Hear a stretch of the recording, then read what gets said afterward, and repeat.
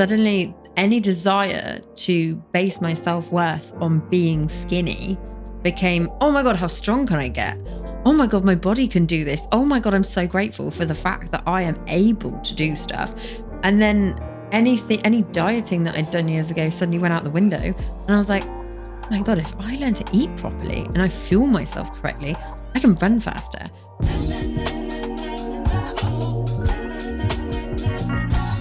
So what kind of, when you say fitness is such a general term, like, yeah, it is a bit, isn't it? So what aspects of fitness or health did you? So right now, my kind of main go-tos are yoga, weightlifting, and boxing.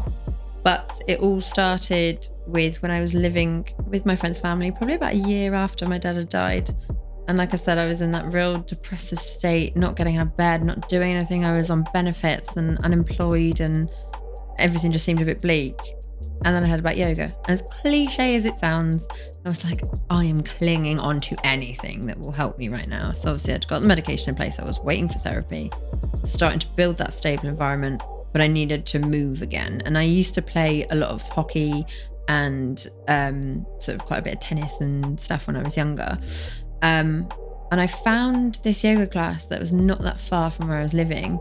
And I remember I emailed the woman who ran it. Just like, hi, I'm really anxious and depressed. Can I please come along? I don't know what I'm doing. And she emailed back, and you know, you can feel how good someone is, even just through typed words. And I was like, okay, this could be good. I'll go along. And it was in a memorial hall in the middle of nowhere on a Monday morning. And I think the average demographic was probably 60, 70 plus, and then me. Yeah. And I was like, this is great. The first time I'm not in any competitive sport, and I'm just with people that I'm not going to compare myself to, and I can just be, and people aren't going to judge me. And yeah, I just found a whole new level to it, because in yoga you learn how to breathe properly. And that sounds so stupid, but I don't think I ever breathed properly before. Yeah. And that helped with the anxiety. And then having something to do every morning on a Monday, when you're unemployed and you're on benefits, it's miserable because you feel guilty for doing anything fun, because you're like, okay, I'm on benefits, so I should be looking for a job. But then also I still need to have fun. But then if people see me doing something fun, they're going to be like, why aren't you looking for a job? So to be able to just have this 1 hour every Monday morning to set me up for the week and get me out of bed and get me talking to people, but not too much pressure because you didn't really have to talk to that many people. That's how it all kind of began. So how do you feel, besides your breathing, kind of yoga benefited you? It gave me a community to be a part of. And like I said, that wasn't competitive. It wasn't anything to do with my family. It wasn't anything to do with my old friends. It wasn't even anything to do with my current relationship. My actual, we're engaged. It's not like he's a current, he's forever. And it gave me something that was just for me. And it wasn't about work. It wasn't about trying to do photography. It wasn't about all these things that I'd kind of struggled with. It was just something that forced me to slow down. And like I said, my perspective had been blown out completely at that time. And I didn't really sit in the present enough. I was constantly thinking of the past or struggling to know what was going to happen in the future. So yeah, it gave me that clarity to sort of go, right, just stop and be, and that's all you need to do in this moment. And then you can transfer that to life. So besides yoga, you also mentioned boxing and weightlifting. So I'm guessing, assuming through your fitness journey, lost weight, that you've gone through the medication, does that kind of physical change how you feel internally as well? What's really interesting is that when I first gained weight, because I was always a naturally quite skinny person, and I was probably quite underweight before, and I guess that would have been a sign when I was younger that I was miserable, because that was the whole other end of the spectrum, is that I just was always off doing something. I was never really looking after myself properly. With the weight thing, obviously, I think in the generation that we grew up in, when I was at school, and even when I was at uni still, it was, you've got to be skinny. Like, skinny's got to be the thing that makes you valuable and worth anything. And it's so weird that I look back now and people base their self-worth on being skinny. And so gaining all this weight, it a blessing in disguise, because then suddenly turning to fitness and turning to yoga then led me to weightlifting because I wanted to get better at yoga, because I realised if I was stronger, I'd be able to do more in yoga. And then I realised yoga really helps weightlifting because you're more flexible and you're able to use your joints properly without damaging yourself. And suddenly any desire to base my self-worth on being skinny became, oh my god, how strong can I get? Oh my god, my body can do this. Oh my god, I'm so grateful for the fact that I am able to do stuff. And then any dieting that I'd done years ago suddenly went out the window, and I was like, oh my god, if I learn to eat properly and I fuel myself correctly, I can run faster, I can do the splits, I can, I don't know, lift heavier, and then suddenly you feel that real adrenaline and in the best way, and then you've got all this outlet to put all of that emotional baggage into, and you have time for you. And one of the things I found the most important, and I still do to this day, is I'm confident and I'm an extrovert, but I'm also really introverted. So it's a real weird double-edged sword where I'll be working on my own at home a lot, and I really want to talk to someone, but I won't want to actually also have to go out and do anything and see anyone because I don't have that energy in me. But if I go to the gym, I can be around people, but I don't have to talk to anyone. So it kind of pulls me out of being in that four walls where I'm boxed in and feeling on my own, getting paranoid and anxious, and puts me back into the real world where I sort of go, yeah, everyone else is just existing, they don't care about me, this is fine. And I can crack on with what I'm doing whilst also still feel like I'm part of a community without the pressure. So yeah, there's a lot of elements that fitness has given to me that I never saw coming. And and it's not about weight loss. Right, so you've talked about eating properly. What does that mean, eating properly? For me, I don't diet. I say that's a really obscure thing to say. I do diet in the sense that I have a good diet, but I don't do any fad dieting. I don't restrict anything. I don't label anything as bad food. Everything to me, if it makes you feel good, it tastes good, and it's amazing food, then I'm such a foodie. Like, part of the reason why I then started going to the gym was I was thinking, I can eat even more, and I can try all of these foods. And not that you have to balance that out, but like I said, it made me realise I could fuel myself and test it in different ways and see if I ate it. But for me, my diet became much more everything in moderation.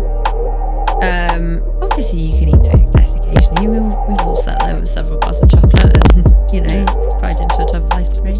But I mean, I just enjoy myself with food. I don't make myself feel bad about it. If I want something, I want something. If I've overindulged at Christmas, doesn't matter. It's life. You have to just learn to roll with it and enjoy who you are and be grateful for the fact that you're just alive sometimes. So, yeah.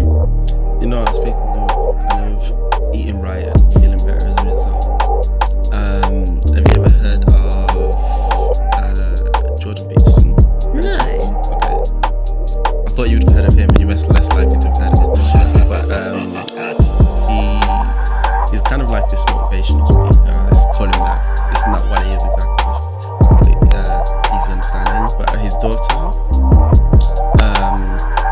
growing up, had many problems with anxiety, depression, and then kind of also some autoimmune issues as well.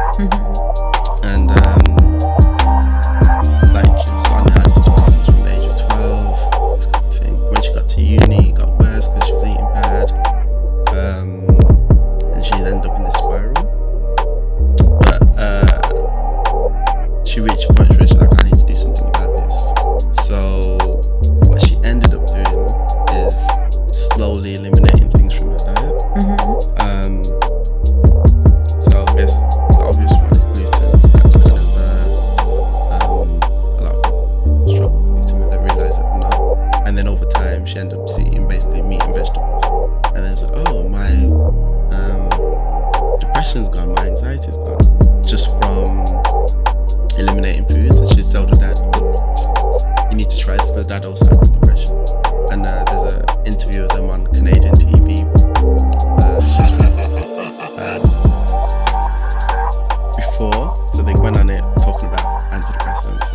Yeah. And then after, like a few years later, oh, we've got more antidepressants, and this is how we just eat meat and veg, and it's just changed our mental health. But then what happened with the daughter is she had a child. And so what can happen with pregnancy is your microbiome can change. So kind of the bacteria in your stomach. So then she stopped responding as well to the meat and veg diet. And she went to literally all she eats is meat now. Wow. And but it's the only way she can, so she doesn't medicate. So that is her form of medication in a way, that she just eats meat and she lives fine. She doesn't struggle with anxiety, depression. So I always find that fascinating. I don't think we understand just how important food actually is. Yeah, because it's really interesting actually, because I don't know why I didn't say this before, but one of the things I did change about my diet was I looked into gut health, and I realised how much your gut is linked to your mental health. And also, like I said, because I originally started looking at it because of performance-based things, thinking, yeah, I can run faster, I can be fitter, I can be healthier. I looked at, instead of taking things out of my diet, I looked at what I could put into it. And then the good things start to then make me feel good, and I felt better from them, so I'd be less inclined to reach for, I say good things, the good gut health foods, maybe less inclined to go and stuff myself full of a load of, I don't know, gluten-full stuff. And it's really interesting you said about gluten-free as well, because my other half, he developed a gluten intolerance when he was in his mid-20s, and so it meant that our whole household became a gluten-free household. So I still eat it occasionally because, I mean, gluten-free stuff's expensive. But at home, sort of, we switch things like to gluten-free pasta, or we eat sourdough, which although it's got gluten in it, it's got a lesser sort of content of gluten, so it's better for you. And then other foods such as I will drink turmeric tea and eat more avocado, which, yes, I'm a cliche millennial, or even just drinking more water.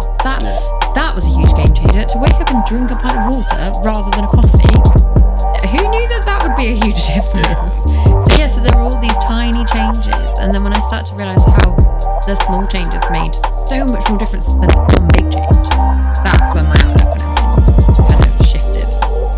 So when you were looking into kind of gut health, did you find your cravings, things you used to crave, did you stop craving once your kind of gut health improved? Yeah, it's really weird. Even now, I'm like, never thought I'd become this person. But even now, I'll sort of try and look for a more nutritious and fulfilling thing to eat when I'm grabbing lunch, rather than just going in, I don't know, getting a McDonald's or something. I'm like, is there anything, can I find like a local bakery that does a bit more sort of healthy and a bit more feeling? Because you can, once you know how nutritious food feels, and how it's almost like you can feel it feeding your soul, then suddenly you really notice the difference when you're packing in all of this fast food and stuff. And don't get me wrong, I still eat a lot of pizza and drink far too much Prosecco, but it definitely opened my eyes up to the importance of a good diet and being much more mindful of how you shop and eat. So do you feel what you eat also affects how you sleep? Yeah, definitely. I mean, even just down to the fact of, obviously, I drink less coffee now because I'm drinking more water. And water's the strangest thing, because it wakes you up in the morning, but it also really helps you sleep. And I'm like, I don't really get this, but we'll just go with this. And I think I find I sleep a lot better when I'm full. I can feel full, but when I feel full on good food, it's like I said, it feels like it's feeding your soul. So then you sleep better. It's almost like your brain is functioning better and everything's a bit clearer, and it's almost like the world is a bit brighter, rather than feeling sluggish and feeling miserable and feeling almost like, you get that feeling when your skin feels greasy because of how much bad food. When you feel that level of being healthier, everything just improves. So, I think the big connection with sleep is huge connection. Did you find, so in general, as you just mentioned these tablets, but you find you're sleeping better now, and do you find that it helps kind of your mindset and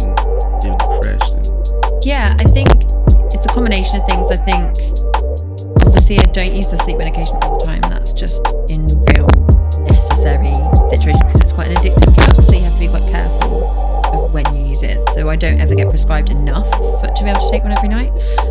So yeah, focusing on good diet, what I've learned in therapy, how I can manage my emotions. For me, sleep is really important, not just to get a good night's sleep and how to get a good night's sleep, but also if I get enough sleep, then I'm also able to function better, which then will improve my sleep the next night. So it's kind of like a knock-on effect. Suddenly, if I've had a bad night's sleep, I can ruin my sleep for the next few days. So yeah, it's sleep is definitely something that people don't often look into properly. And when I was doing therapy, I did steps, which was the 20 weeks of emotion management. And what you did was we broke everything down and you assessed everything from how you ate to how you slept and all these things, and they call it sleep hygiene. And it sounds really weird when you say sleep hygiene to someone because they're kind of thinking, okay, do you mean you just change your bedding? Yeah. But it's everything down to, is your phone in the room when you're asleep? Are you going to bed at the right time? Are you watching TV? Are you drinking coffee past a certain time? All these things. And then if you get them all right and get them all to align with each other, then you're like, aha, we found sleep and it's good.